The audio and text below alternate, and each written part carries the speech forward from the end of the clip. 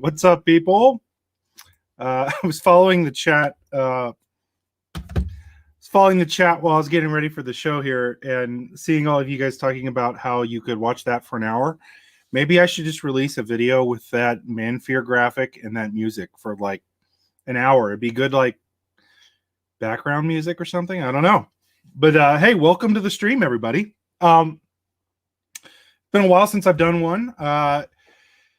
Been doing a lot of stuff behind the scenes. I'm going to talk a little bit here. Obviously, the title of the live stream is that we're going to do a tier list on Wheel of Time baddies. And I will differentiate here the difference between my top most effective shadow spawn and talking about the bad guys. Talk about that in a second. But I want to give a quick update on just stuff going on with the channel and all of that. First of all, thanks for joining. If you don't mind, hit the like button and subscribe to the channel if you have not already. I appreciate it. certainly helps YouTube promote these live streams. They don't normally like them because they don't get a ton of engagement. So if you don't mind engaging, that would be awesome. So a couple things going on with the channel. I actually have gotten quite a bit done here in the last few days. It may not look like it. I finally, those of you who are patrons of mine already saw this because it's up on Patreon, but I posted the finished Tarvalen map. Finally redid a 2-scale version of Tarvalen, which, first of all, I needed it for a video that I'm working on with Lauren from Unraveling the Pattern. We're going to do the follow-up to the Battle of the Two Rivers. We're going to do the Battle of Falma next, which part of the lead up to that, we needed a real updated map of Tarvalen. So I finally finished it. All of the buildings are hand-placed. It takes freaking forever, but here we are. So I finally got it done. So that's going to set up a whole bunch of other stuff. So I'm going to show you guys the map real quick. You can see the full thing. It's up on Patreon. It'll be up there for a while. I will eventually release it to everybody, probably a couple of months from now. But if you want to like get the up close and, you know, any tier of Patreon will have access to this. But let me go ahead and share this so you guys can kind of see some of the stuff I've been working on. 1 second. Boom. Okay. So this is the finished Tarvalen map, which took forever to get done. And, you know, looking at it backed up from this distance, you can't really see a whole lot. I see Andrew saying, good, this will help those that cannot find the North Harbor. And that's true. Everybody, you can now find your way to North Harbor. It's an important thing. But what I can do, what's really cool about it is you can zoom in. So, and on the full-size map, you can even get further than this, but each of the buildings is hand-placed. All of the, you have South Harbor, you know, we've got the Ogier Grove, there's the actual Waygate, the White Tower. You know, obviously, I don't think a lot of people understand the scale of Tarvalen because it's literally the size of Manhattan Island, which is really cool. So I wanted to show kind of the scale of everything. So even the bridge towns. Anyways, you guys may not care about a lot of this stuff. I get super nerded out over some of the maps, and I love kind of exploring a little bit. And so you can kind of go down the streets. I've got a key where, oops, you know, you can see, why did it do that? This version is bad because it's missing a few things. So ignore this for a moment. But yeah, it's, you can see a number of the different places, and that's pretty cool. So anyways, I wanted to show you that. That's up on Patreon. I see Lesbian Nerdy asking, where is the Thirsty Tinker? And actually, the reality, I didn't put it as a label. However, in my headcanon, this right here, where I'm circling, where right up here in the top right corner, that is the Thirsty Tinker in my mind. That's where I located it. So for those of you who are following the podcast, that is the Thirsty Tinker. That is where the show takes place. So I thought I would show you guys that to give you a fun little tidbit of it. You can obviously see the full thing on Patreon. Let me go ahead and stop that. So yeah, I thought I've been working on that. I know it may seem like a small thing, but that thing takes forever because I hand place all that stuff. My next big map project is going to be Camelin because we're going to be putting together a visual recap of the entire first book where you can watch people move along the map, where they're at, kind of the locations for even some of the smaller towns. So I know it should be a lot of fun. It should be pretty damn exciting in my mind, at least. And I love working with Lauren from Unraveling the Pattern. If you are not already following Lauren from Unraveling the Pattern on YouTube, he is one of the partners with me on thegreatblight.com. He is creating content that's going to go up on all of the new wiki pages, which are actually also getting updated here very shortly. So there's a lot going on, staying pretty damn busy, or at least trying to, with everything. So, yeah, I've got a couple new, I know, how many of you actually, let me do a quick poll. How many of you in the chat as we kind of get people here. How many of you in the chat actually watch my read-through videos? And it's okay if you don't. I don't care. They're not really intended for like wide YouTube audience, although I think they are kind of cool. But how many of you either, number one, watch those every time they come out, B, have no idea what the hell I'm talking about when I say a read-through video, or C, are like, yeah, that's cool, but it's not really my thing. I'm actually kind of interested because, first of all, I have a couple more of them coming out. I needed to get a Tarvalen map done to do the next one, which I know a lot of people are like, why do you take so long? Well, it'll pick up as I have more maps done. That's actually the intended part, is I need to get maps done to make those.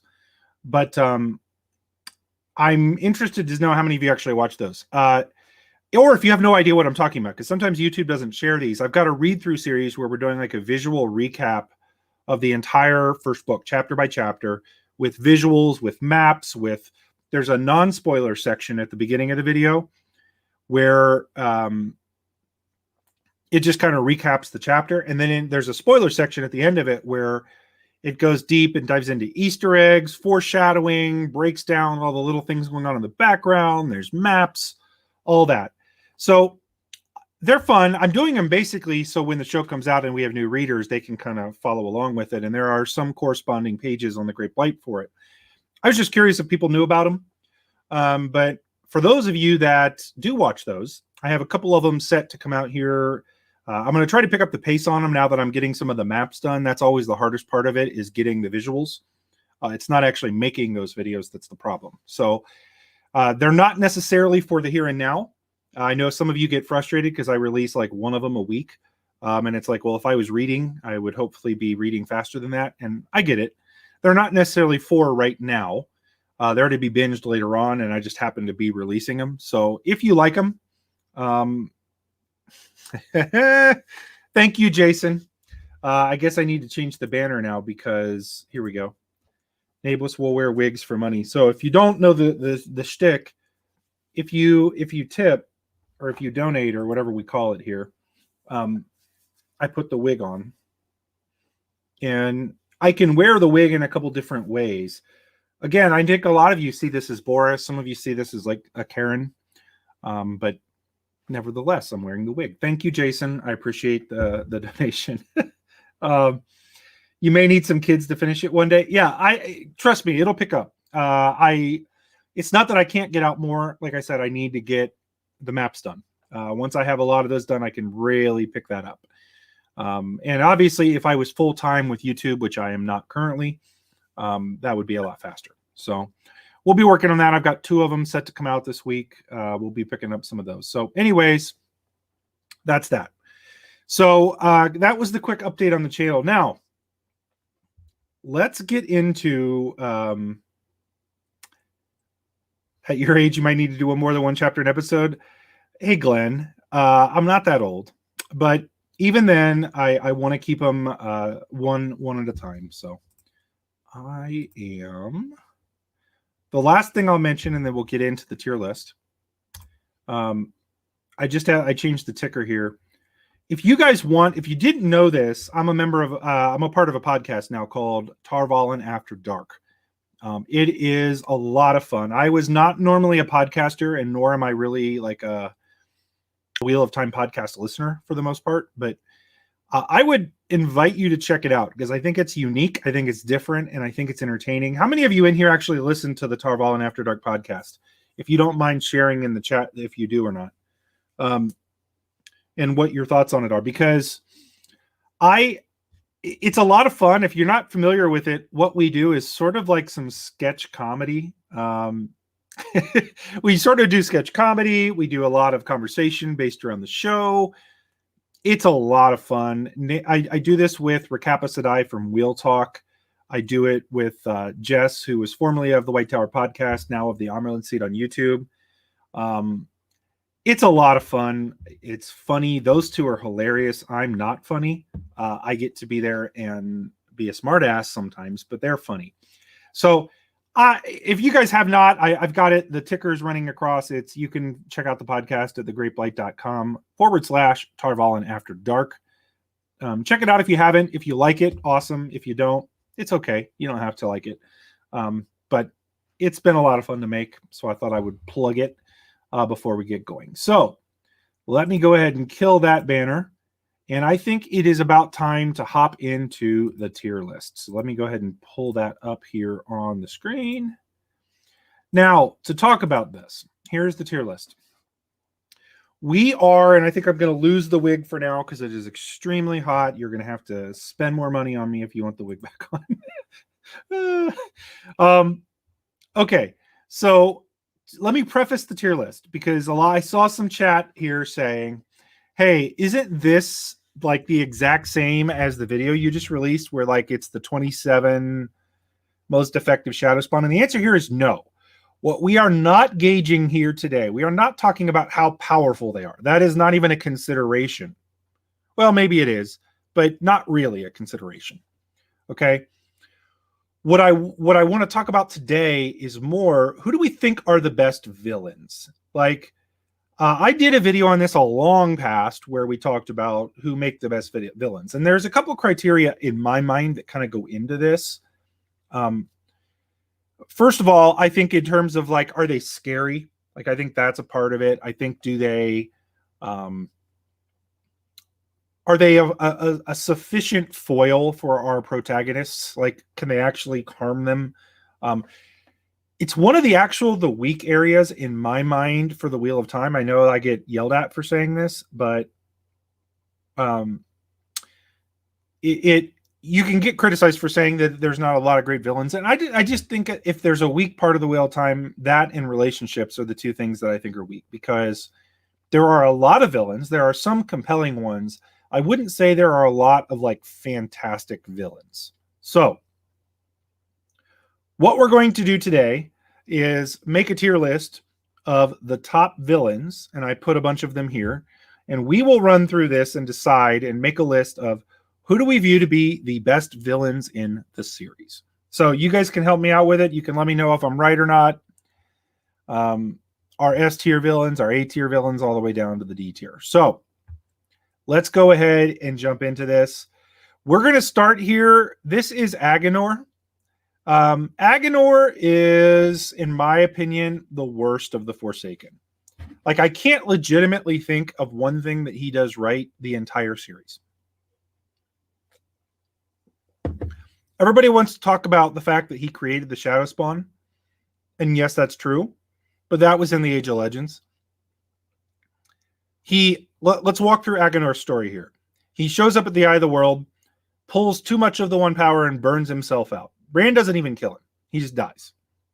The Dark One brings him back to life, and he goes in as Corlan de Shiva and basically follows Rand around and grumbles, and then eventually tries to kill him half-heartedly at Kyrian. Doesn't succeed. Goes to Shadar Logoth and gets killed. Like, he's not a good villain. He's just not. So I don't find him scary ever. I don't find him compelling. I think he's a very clear D tier villain. He doesn't do anything. Am I wrong? Like, is there anybody who can think of anything else that Aganor does that's worth him being higher than a D tier villain? I can't think of anything. Okay. So that's kind of where I sit with that. Now let's go with his partner in crime, Balthamel. Balthamel, also Halima or Arangar, is much more compelling in my opinion. Because, yeah, obviously he does nothing when he is Arangar, but when he becomes Halima, he does nothing when he's Balthamel, but when he becomes Arangar, she, on the other hand, is compelling because she at least gives Egwene some headaches, right? She doesn't do much. She threatens Shiriam. She gives Egwene headaches. But I do think the reason I feel like Balthamel sits a little higher is at least Balthamel, there is a degree of tension of what is she going to do as she's kind of right next to Egwene, who she could easily kill anytime. That's where I feel like it's a little better. Does kill Anaya, kills a number of Aes Sedai. I'm going to put Halima or Balthamo or Arangar, however you want to refer to them, at the C tier. I think it's a solid C tier. So I'm going to go there. Okay. Let's move on. Next one here. Alviarin. That's who this is, I think. Alviarin. I'm going to put Alviarin, I think, at the B tier. I like him. I like her better than the other two Forsaken we just talked about, mainly because we get to know her a little bit more. She doesn't do a whole lot. I mean, she is kind of integral to overthrowing Swan. She totally separates the Aja. She bullies Elida, which is actually some fun for a while. I actually enjoy those scenes. Outside of that, she doesn't do a lot. She's not that scary. I never really felt afraid of her. But at the same time, I kind of like her. So I'm going to put her at a B. I feel like that's an appropriate place for Alviarin. I'm curious where the rest of you think. I got to see some of your thoughts here. Lesbian Nerdy says, I think Halima is also kind of a failure, but more interesting than Aganor. But like they are right next to Egwene and they gave her headaches. Totally true. Totally true. Balthamo has beefy farts. Well, that's very solid. Leafcast, Brother Dan, Halima is a headache, and I hate them, so I call her a little C level. Okay, fair enough. Alviarin, so interesting, Andrew. Oops, wrong one. Andrew, Alviarin should be an A tier. You give reasons for giving her an A. I think there are better villains. I think that's, at the end of the day, I don't feel like she is that menacing. I think there are more menacing villains, and like I said, I don't think I'm going to be very sparse with the S tier villains because I just don't think Wheel Time has a lot of them. So, anyways, I just don't feel like that's where she goes. Okay, so let's move on here. Let's hit. Who was this one? Okay, this is a general. I have a couple like groups of people. This is the Ashaman. This is the dark Ashaman, like the turned ones. They were menacing, like all the Ashaman that were like Dark Friends, right? There was always this ongoing thing with Rand and Luce Theron in his head saying, kill them, kill them, kill them. All that kind of thing. Like, and I think that was entertaining. I think it did make them seem somewhat dangerous, especially when they show up and they threaten, Aes Sedai, and I don't think they're incredibly compelling. I still think they're scarier than Balthamo or Aganor. I'm going to put the Ashaman in the C tier, but right ahead of Balthamo. As a group, they are menacing. They are scary. That being said, I don't think they're incredibly compelling villains. They would have been easier to fight. I think Wolf Brother brings up my fellow Columbusite here. Without them, the last battle would have been so much easier for the light, and that's absolutely true. The Ashaman Dreadlords did almost turn the tide of battle. That being said, again, not incredibly compelling villains. So let's hit somebody that I think is a little bit more compelling of a villain. Let's talk about Elida. So Elida, to me, is one of the more compelling villains of the series. Now, she's not a Dark Friend, but here's where Elida becomes, in my opinion, compelling. She doesn't necessarily, she's not evil. She's not trying to be evil. She genuinely sees the world differently. She's very misguided. She has power, but she's also a little unhinged. And at the same token, Poton Fiend messes with her a little bit. To me, I'm really feeling like Elida sits at the lower level of the A tier. I really feel strongly that she's one of the better villains of the series because you do love to hate her, right? Like you really don't like Elida. She does turn a little bumbling towards the end, but there is a little bit of reason for that. It's very strongly implied Poton Fiend influenced her quite a bit. So to me, I think she's going to sit at the lower A tier. Let's see. Lesbian Nerdy says, Elida, I'd give an A in my opinion. She is truly fascinating. Only reason not to give her an S is because she's not truly evil. And honestly, I don't even know that I think that they need to be truly evil to be in the S. she just is a compelling villain to me. The only thing that in my mind that keeps her from being higher is she screws up too much towards the end. Like, she's not super like successful in much of what she does. So Jason, Elida's a great villain. She's got very little screen time in terms of POVs, but she's present all over the place. All the heroes fear her for a lot of the series. And I agree. I think she's very compelling. I think she's a solid A-tier villain. Okay. Let's talk about Drakkar. And again, I am reusing a lot of the same people that we did in the other video, but Drakkar to me are never much of a threat. I never really am scared by them. There's the one scene where they attack Moraine, right? And there's one, I think, where Elaine is almost attacked by him during the last battle, but she like causes a thunderclap and makes everybody deaf. So I'd put the Drakkar at D tier. I just think they're not fun. They're not entertaining. They're not scary. They're crappy Dementors. They're a D tier to me. Okay. Let's hit some of the other Shadow Spawn. Worms. Worms had a lot of potential. I wish we had better descriptions of them. Jumara. They're just so not in the series much that they're going to go in the D tier for me. They could be really damn cool. My only, I did not mean to put them there. My only worry with them is that if they put them in the show, they're going to seem a little too Dune-like. So they need to make them, they are more, by the way, they're not described as worms in the way we would think. They're described as like dragons, almost in a sense. So anyways, okay, moving on. Now, this one is going to cause a little bit of controversy, I'm sure, because I think this is a better villain than people realize, even though he doesn't get a lot of screen time. So this is a Cillian Murphy picture because there wasn't a drawing that I could find, and somebody fan casted him, said, all right, cool, I'll pick this.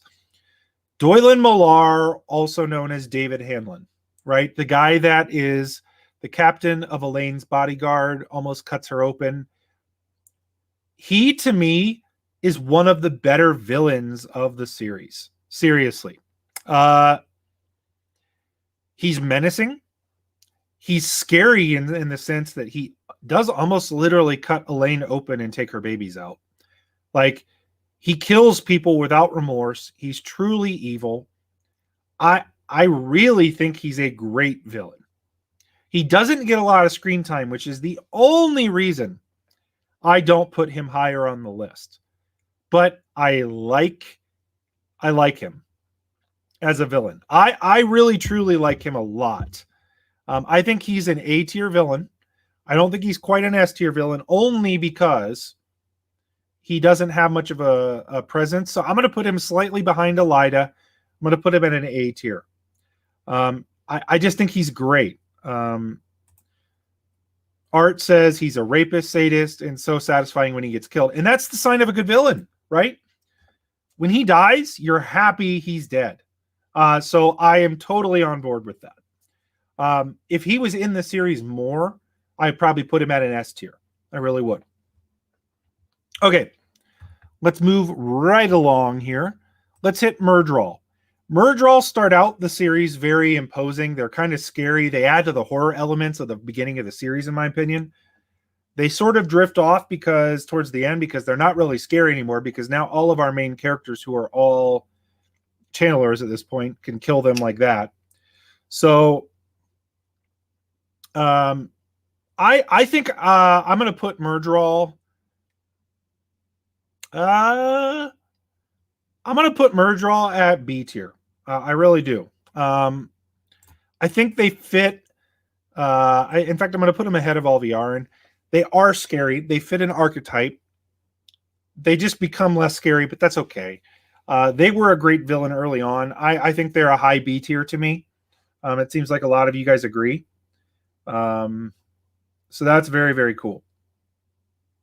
Yeah, well, it's interesting. I'm just doing this video where Moraine, if you go back to the very beginning of the series, right? Moraine is talking to Rand, because Rand is like all worried now that he should have told somebody about the Black Rider he saw. He says to Lan, hey, if I had told you about a Black Rider, would it have changed anything about the attack? And Moraine says, only if another 6 of my sisters had come, right? Like, they build Myrddraal up to be kind of scary. And then you realize later on they're really not that scary. Like, a single Aes Sedai can wipe the floor with them. So, yeah, anyways, I like Myrddraal at a B tier. Okay, so let's move right along. Let's hit. Oh, that wasn't a Myrddraal. That was Shadar Haran. That's a Myrddraal. Okay. Let's do Shadar Haran because he was my number 1 on the list. Spoiler. I think he was imposing. He certainly scared the shit out of the Forsaken, which I think is awesome that he did. He doesn't get a lot of screen time. I was genuinely scared of him. I wish that he had had a bigger role. You never really saw, like, well, if he could do all these things, why didn't he just show up and kill Rand, right? So there are some questions with that. Shadar Haran, to me, is going to sit at right about the same level as Myrddraal. I'm going to put him a little ahead because he is a Myrddraal. But he could have been used better, in my opinion. So he's going to sit at a B tier to me. Okay, let me move on to... Okay. Let's hit the Shanchan. It's arguable whether or not the Shanchan are actually villains in the series, but I think they are solid villains. Like, I think even though they come to the side of the light at the end, they're still not... Most of us would view them as the villains. They're slavers. They have a nasty society, right? They're sort of scary in the sense of what they do for people. I would argue that I think the Shanchan are among the best villains, if not the best villain in the series. They are completely S tier for me. Because, number one, they're imposing. It's very realistic, their society, believe it or not. You hate them, but at the same time, I don't want to say you empathize with them, because I definitely don't empathize with slavery. But you can at least understand the motivations of everyday Shanchan to a degree. And how slavery is baked into that society. Like, they don't think it's wrong. And that doesn't make it right, by the way. But they don't view it that way. And their customs are so different. And it's very screwy. And all of that. Like, so it's very difficult to wrap your mind around whether you should hate them sometimes. Or whether you should like them. Or are all Shanchan bad? Like, those are great questions that to me are signs of great villains. So, total S tier for me. They're at the top of the chain. Gray men suck. That's what these are. Gray men to me are worthless. They're an underused concept. Like, they never really cause any damage other than nothing. So they always seem to get caught. So they're going D. They're at the bottom of the D tier. I like gray men even less than I like worms. Okay. Let's talk about the Golem. The Golem to me is actually pretty scary. The concept of this, I almost think of the Golem as like the Terminator in the Terminator movies. Like, it's scary in the sense that you can't really stop it. And I was really worried for, like, who's it going to kill next? What's it going to do? So in that sense, it was very scary. And it was like this unstoppable killing machine. Doesn't have a lot of agency, right? And it doesn't have a huge role in the series. But I thought the way that he went out was good. I thought that he was terrifying. There was an emotional side to it because it was sort of like the Terminator. I'm going to go with the Golem at a high A tier. I'm going to put him a little ahead of Elida. I don't feel like a total S tier villain in my mind, but definitely an A tier villain. All right, let's hit Slayer. Slayer is another one to me that I actually kind of like. I know there's a lot of people that don't like Slayer. I like that Slayer had an abusive backstory, that he was raised in the Blight and had to survive and was given these abilities, became a hunter, has a pretty unique skill set among the people of the world. I really, really like Slayer. He's compelling. He's definitely a foil for Perrin. Some of the I think they could have reduced some of the screen time, but I think Slayer is an A tier villain. I'm going to put him just behind Malar. So he's going to be an A tier villain for me. So let's see. Andrew says, very effective. Leaf Bro Dan. Slayer's an A minus. So it feels like you guys agree with me on that one. A tier. And I think that's pretty solid. Okay. Let's talk Dark Hounds. I think Dark Hounds are actually kind of scary. The concept of Dark Hounds is terrifying. They don't end up doing a ton, but the times that we do see them, they're scary. They're just underused. I'm going to put Dark Hounds as a low C tier. I'm going to keep moving on here because I want to get through some of these. Okay, let's hit the Trollocs. Trollocs to me are, I mean, obviously they're cannon fodder. They're scary up to a certain point, but then they're really not because they should be more terrifying than they are. They're going to go as a C tier villain to me. Again, they're just not. They're just never that intimidating. Like Rand kills Narg because it falls on his sword. I just C tier. That's all it is. Okay. Let's hit Shiriam. Shiriam, I guess you could get, I mean, to the degree that she's a villain, I put her in here because I was trying to think of Dark Friends. She's not really a great villain. She's never terrifying. It's certainly a surprise that, that she is what she is, right? Like that's a surprise. But I don't know that I would think that she was ever scary. To me, she's going to be a D tier villain. I just don't think much of her. Galena. Now, Galena to me was bad. She epitomizes everything that is bad about Black Aja. She's all about herself. She'll sacrifice anybody she could do. She's actually intelligent, although a little cocky. But she also never does much of anything. She is terrible to Rand. I'm going to put... I did like seeing Galena get caught and all of that. So Galena Kazban is going to be a low B tier for me. I feel like she's actually pretty scary, but I put her at a B tier. And Village Mattress agrees with me, B tier. I think we're good with that. Galena's a C, huh? I disagree, Jason. Okay. Now, let's hit... who else should we talk about here? All right, let's go with Therava of the Shido. Therava, the wise one of the Shido. She was scary to me. She was definitely the scariest of the Shido.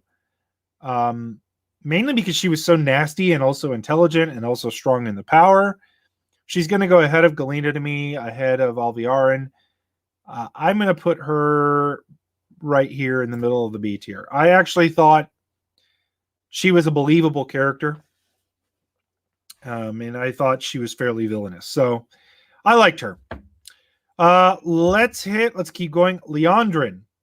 Leandrin, I'm going to put at the high B tier. She is scary. She does some horrible things.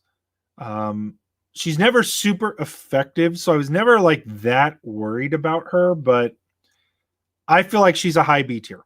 What do you guys think about Leandrin? Do I have it wrong? I'm open to changing this one. I'm seeing most of you saying B tier. Therava's a B. She's very sadistic. I agree with that. Leandrin's an A, huh? So I see Brother Dan. Leandrin is an A all the way. Glenn says low B. She did introduce us to the Black Aja. That's true. I feel like I'm going to stick her. I feel like I'm pretty solid on the high B tier. I feel like that's probably a good fit for her. Let's hit now the rest of the Shido. The Shido Aiel are never, they're more annoying to me than they are scary. They can cause a lot of problems. They caused a lot of chaos in the series. They certainly were a part of the plot line with Fail that everybody hates. I'm also not convinced that they are great villains because they're kind of stupid. It's hard for me to understand how they could think the way they think, given that the rest of the Aiel were as honorable as they are and how they could lose their honor that quickly. They're going to be mid-level C tier to me. I just don't. Yeah, they're mid-level C tier villains to me. They're more effective than some others, but they're not great villains. Okay, let's keep moving. Savannah is the last of the Shido. I think she fits here. She's an idiot. She's a B tier villain to me. I'm going to put her below. She's a little ahead of Shiriam.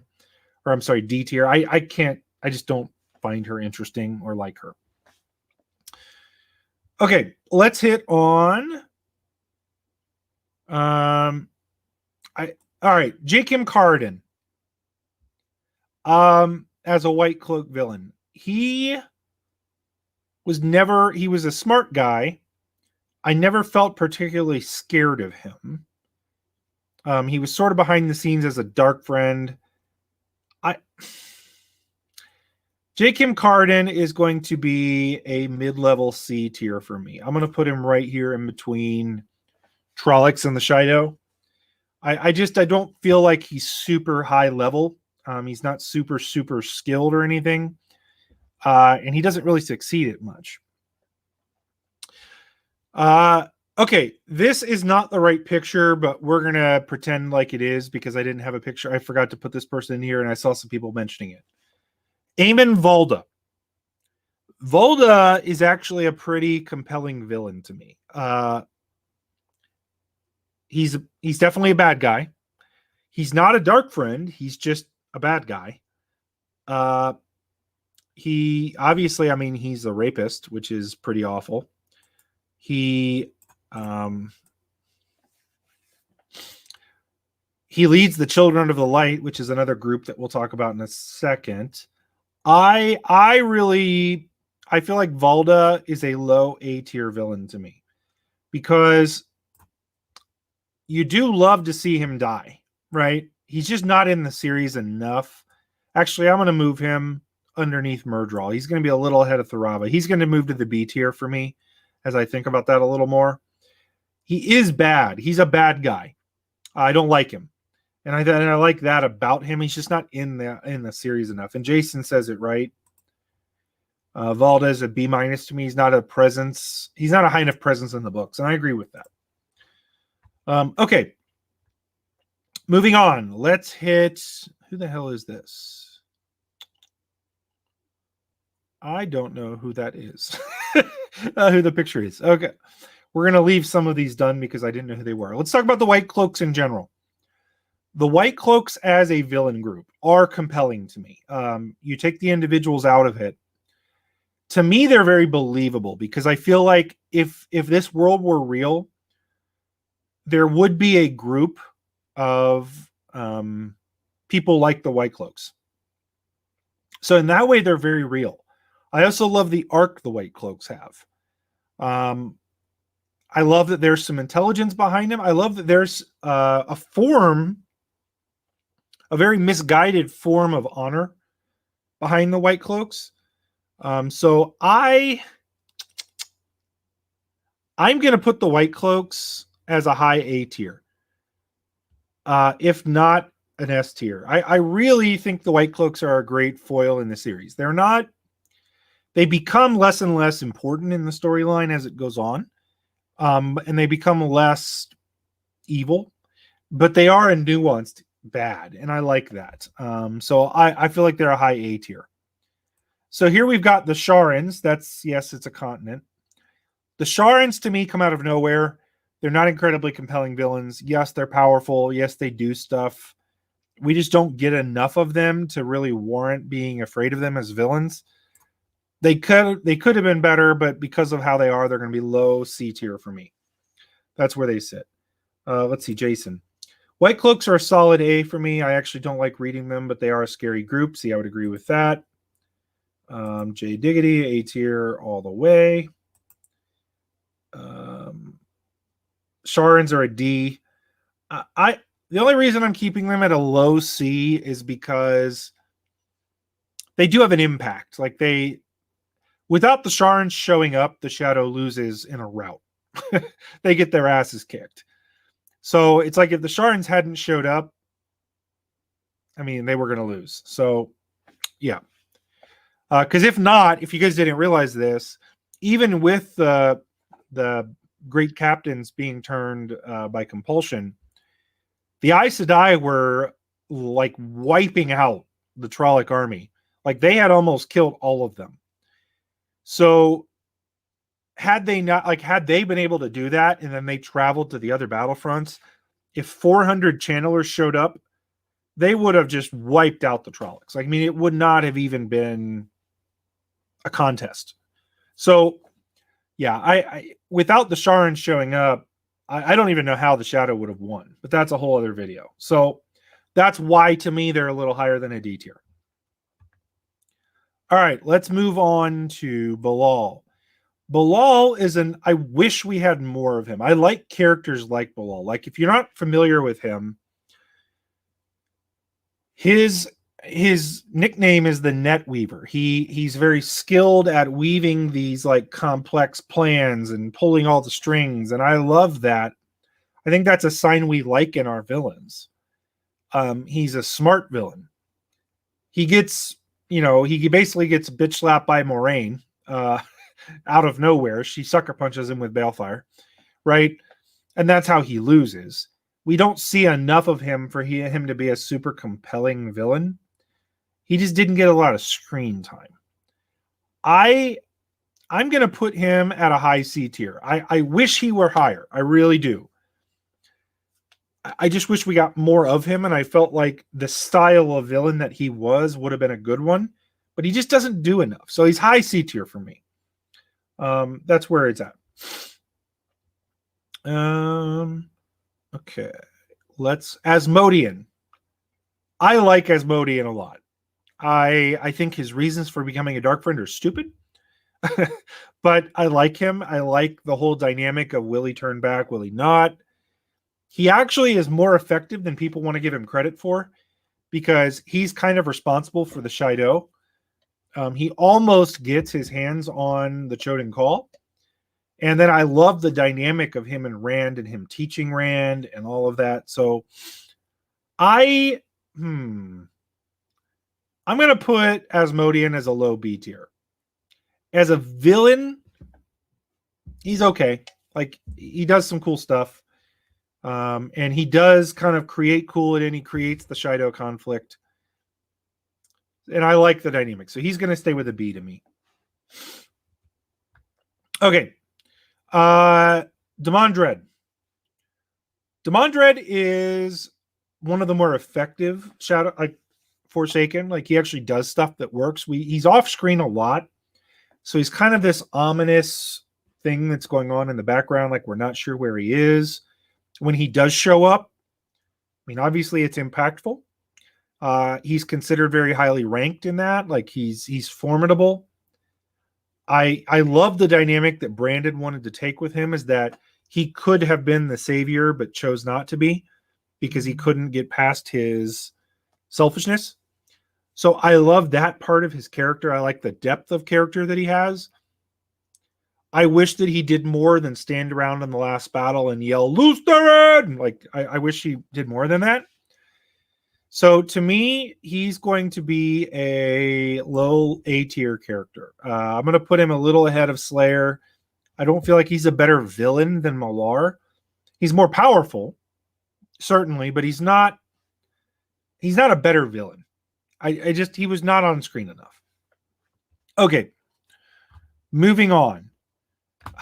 Okay, let's do one that it tears me up because I feel like this could have been done better. Poton Fiend.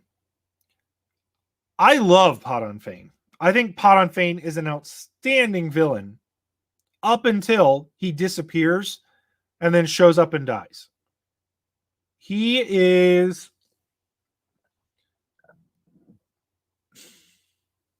All right, I got a good analogy. Poton Fiend is the Game of Thrones of Wheel of Time villains.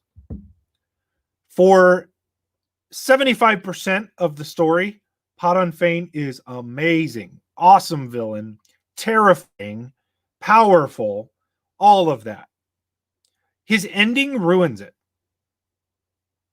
That's why I said he is the Game of Thrones of Wheel of Time villains, if that makes any sense. Like, the ending to me ruined Poton Fiend. I wish that something else, I wish he had been key to the Dark One being sealed away. I wish that, it's just, I wish he had more to him. I think he would be an S tier top villain to me if he had had a better ending. As it stands, I put him at the top of the A tier. I can't get behind moving him higher because of the ending.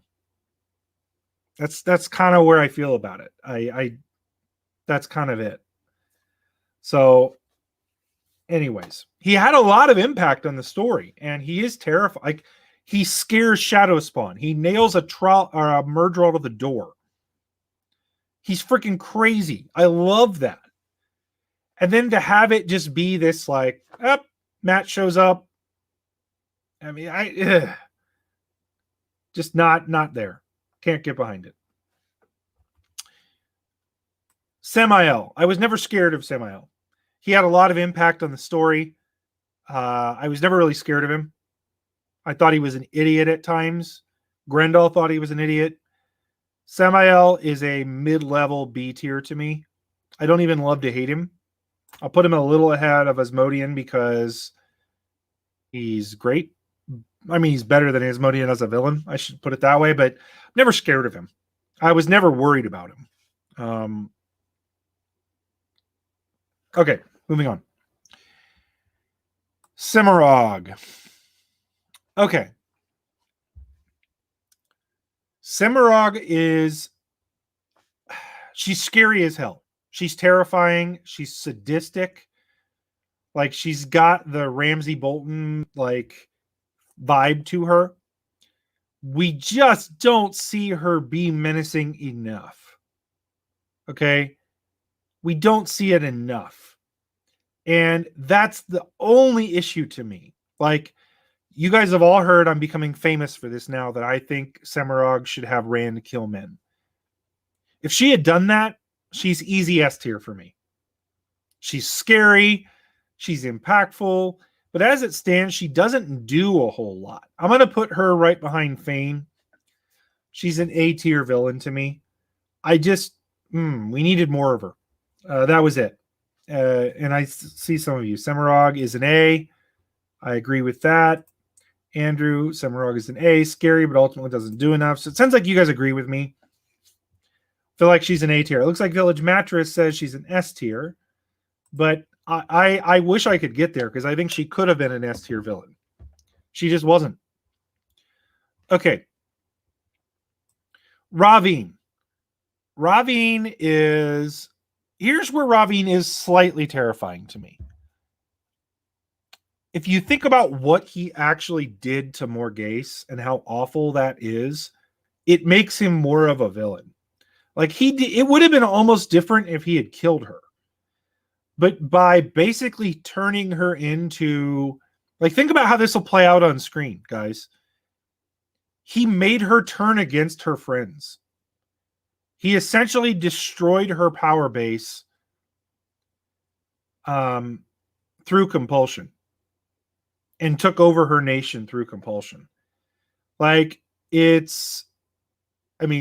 for lack of, guys, this is what it is. He basically raped Morghese using compulsion. He's an awful person. He almost beats Rand. He's just not ever portrayed as being that menacing, although I think in reality, he was menacing. So I'm going to put Ravine as a B tier villain right behind Leandrin. Yeah, that's probably where I feel like he goes. So Vanelli, Ravine is a very, very evil mind controller. Yeah, he is. I mean, that's what he did. Yeah, that's where I feel like he goes. All right, let's hit on. This is Mogideon, I think. Mogideon is kind of scary for a little bit, where she's chasing Nynaeve, and Nynaeve's like worried at every corner that Mogideon's going to catch her. But after a while, it's sort of like Mogideon can get her ass kicked,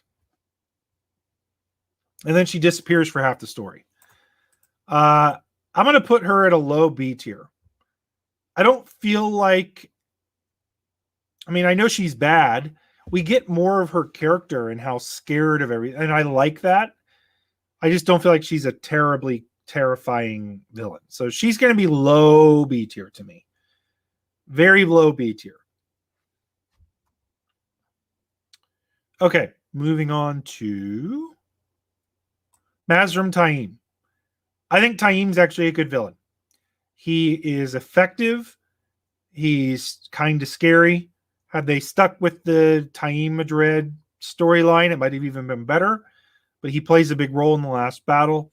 Taim's going to be an A tier villain for me, probably the low end of the A tier, because we don't get a lot of his. We don't get a point of view from him ever. We don't get a lot of his motivations, but I feel like he's an A tier villain to me. I guess I'll leave him there. That's kind of where I feel like he sits. He's better villain than I think other people. What do you guys think of Taim? I see a lot of you saying A. Taim is weird because Ram puts him into his power level, and that's true.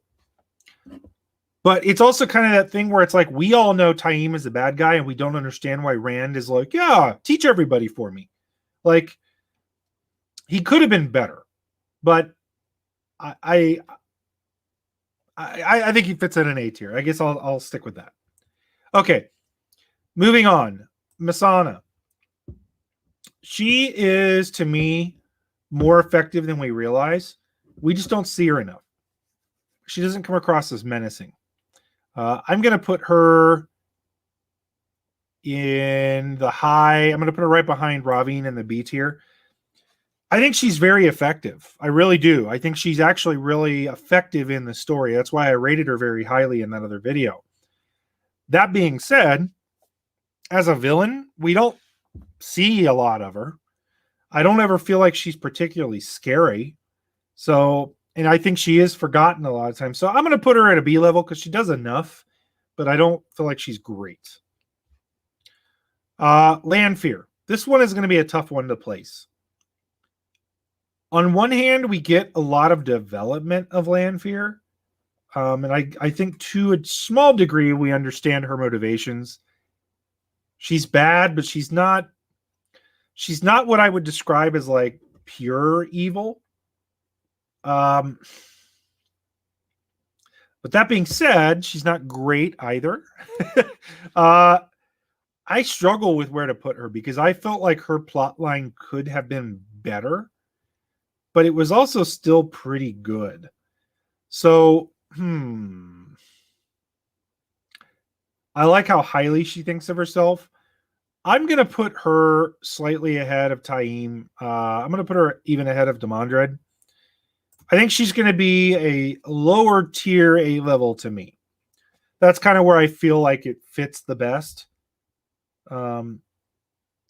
See, this is true. Alyssa says she's scary because she's unpredictable, and I totally buy that. She is scary because you never know what the hell she's going to do. And I think that in of itself is kind of scary because she's kind of crazy. Ishamael. Where do we put Ishamael? I really like Ishamael as a villain. I like the craziness, but I like when he's not as crazy too. I like the philosophical nature and the coldness to the way that he acts. I wish we saw him do more evil things. And he almost sometimes helps people, but I feel like he's probably one of the better fleshed out villains. He has a reason beyond just wanting power. He's an S tier villain for me. I think he sits at the bottom of the S tier as I have it. I think the Shanchan are a slightly more compelling villain, but Yes, S tier for me. Grendel. Grendel is my favorite Forsaken, so that's gonna skew my ranking here a little bit. As a villain, I like her a lot. I think she's developed in her character. We understand her. She's intelligent. She's effective. I think genuinely at the end, the last battle, it's terrifying, honestly, because she does come across as very formidable. Like she basically takes out a bunch of people. She takes away people's will. She is an S tier villain to me. I really feel like Grendel fits in the S tier. I don't feel like she's better than the others, but S tier all the way. I don't know who my other people are here. I don't know who I picked, who these people are supposed to be. However, guys, the top of the chart, Manfear. Where do we put Manfear in the list? I think there's only one place, and that is at the top of the S tier. So, I mean, Manfear is a compelling villain. Horrific looking.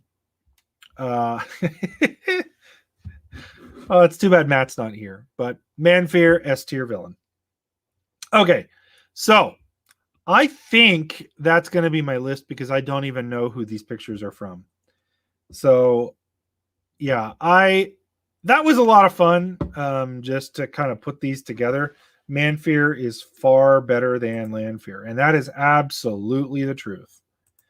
So that was a fun little tier list. I'm going to have to save it. But Millie's Game, I think that might have been who this was supposed to be, but not a really compelling villain. We'll come back to this. So I like doing the tier list. They're kind of fun to do. I like ranking stuff, and I like getting people's opinions. I'll probably do one here. I'll probably do a couple more live streams in the near future with people on with me. Glenn, I utterly disagree with the S tier. Who's your S tier, Glenn? You don't like the Shanchan, the Moradin / Shamael, and Grendel, huh? Interesting. Yeah, you know what? I left out these two because I just kind of grouped them in with Poton Fiend because he's kind of a grouping of all of them. The Shanchan do not belong, huh? Do they not belong as villains, or do they not belong in the S tier? So, interesting. Well, a couple other things here real quick, guys, before, because I'll probably end the live stream here in a minute. If you have not obviously liked the video and subscribed to the channel, do that. That'd be awesome. If you guys also, I have a new sponsor on the channel, Skillshare. I'm not going to pitch it or anything right now, but they're giving, it's in the link of the description if you want stuff, but you get a free trial, guys, and it's awesome. If you've never tried Skillshare before, you can learn a lot of really cool stuff. So check that out. You got that in the description of the video. They're a brand new sponsor here on the channel. Yeah, we did leave the dark one out. That's a great point. Great point. I think the dark one is not a super compelling villain. I'd probably put the dark one at a high A tier. But who knows? Again, well, Eamon Valda was not S tier on our video. So, but okay. Yeah, guys, I think I'm going to wrap it up here. Check out, subscribe to the channel. Check out the Discord if you want to chat with everybody. Like, we've got a pretty thriving Discord community in my Discord, so you can join that by clicking the link in the description of the video. Check out all the sponsors. Support the channel on Patreon if you want to do that. We'll do more of this stuff, and we have lots of other cool maps and stuff coming down the pipeline. I'm excited for the updates to the Great Blight that are coming. So thanks for joining. Hope you guys enjoyed it, and I'll see you next time. Take care, everybody.